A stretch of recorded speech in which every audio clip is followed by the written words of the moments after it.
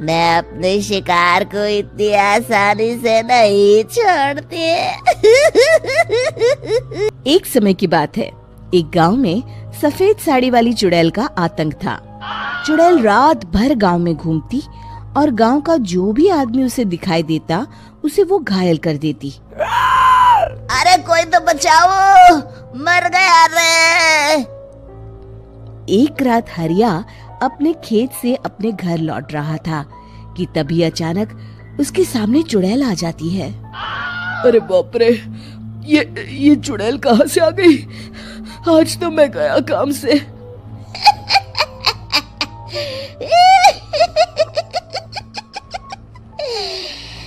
आज मुझे मेरा शिकार मिल गया। अरे चुड़ैल दीदी, मुझे छोड़ दो। जैसे ही चुड़ैल हरिया की तरफ बढ़ती है, हरिया वहाँ से भाग जाता है और अपने घर के दरवाजे पे पहुँचता है। अरे भगवान, जल्दी से दरवाजा खोलो, मेरे पीछे चुड़ैल पड़ी है। हरिया की पत्नी जल्दी से दरवाजा खोल देती है। अरे आप इतना हाफ क्यों रहे हैं? अरे मेरे पीछे चुड़ैल पड़ी है, आज तो मैं बाल बाल बच गया। जल्दी से सभी दरवाजे और सभी खिड़कियों को बंद करके बत्ती बुझा दो। तभी चुड़ैल हरिया के घर के पास पहुंच जाती है। अरे वो आदमी कहाँ गायब हो गया? मैं भी देखती हूँ आखिर कब तक बचेगा। मैं अपने शिकार को इतनी आसानी से नहीं छोड़ती। इतना कहकर चुड़ैल वहाँ से चली जाती है। वहीं दूसरी तरफ हरिया और उसकी पत्नी दोनों अपने घर की खिड़की से ये सब देख रहे होते हैं। अरे बाप रे, ये तो बड़ी डरावनी चुड़ैल थी। अगले दिन ये बात आग की तरह पूरे गांव में फैल जाती है और धीरे धीरे लोग चुड़ैल के डर के मारे शाम होते ही अपने घरों से बाहर निकलना बंद कर देते हैं। कुछ दिनों के बाद भाई, मैंने तो इस चुड़ैल के डर के मारे रात को अपने खेतों को पानी देना बंद कर दिया है। कहीं मेरी फसल सूख गई तो मैं तो कहीं का नहीं रहूंगा। साहूकार का कर्जा कैसे चुकाऊंगा? अरे भाई, पूरे गांव वालों का यही हाल है। पता नहीं ये चुड़ैल हमारे गांव में कहां से आ गई। फिर एक दिन गांव के पास वाली नदी के किनारे एक बहुत बड़े तांत्रिक के आने की बात कुछ गांव वालों को पता चलती है। वो लोग जाके ये बात गांव के मुखिया को बताते हैं। मुखिया जी, नदी के किनारे एक बहुत ही पहुंचे हुए तांत्रिक बाबा आए हैं। हमें उनसे मदद मांगनी चाहिए।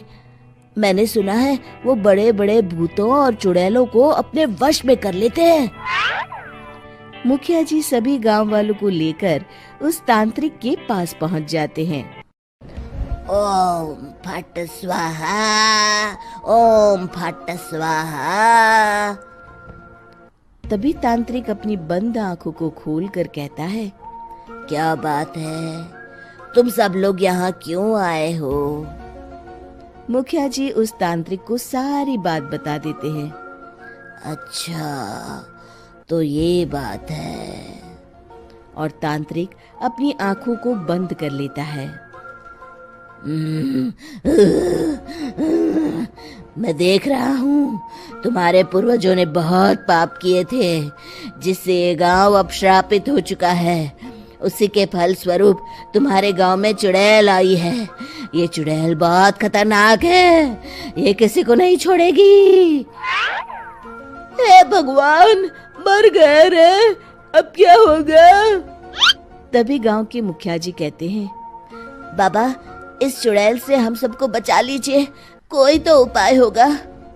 इसका सिर्फ एक ही उपाय है।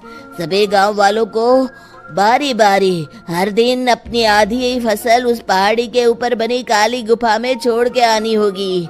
तभी उस चुड़ैल की भूख मिटेगी और श्राप का प्रभाव खत्म हो जाएगा और तुम सब जिंदा बच जाओगे। सभी गांव वाले उस तांत्रिक की बात को मान लेते हैं और वहां से चले जाते हैं। फिर अगले दिन से रोज उस गांव के लोग बारी बारी से अपनी आधी फसल उस काली गुफा के पास जाकर रखाते। कुछ दिनों बाद हरिया की बारी आती है। बाप रे, आज तो मेरी बारी है उस काली गुफा में जाने की। क्या करूं, वो तो बड़ी खतरनाक चुड़ैल है।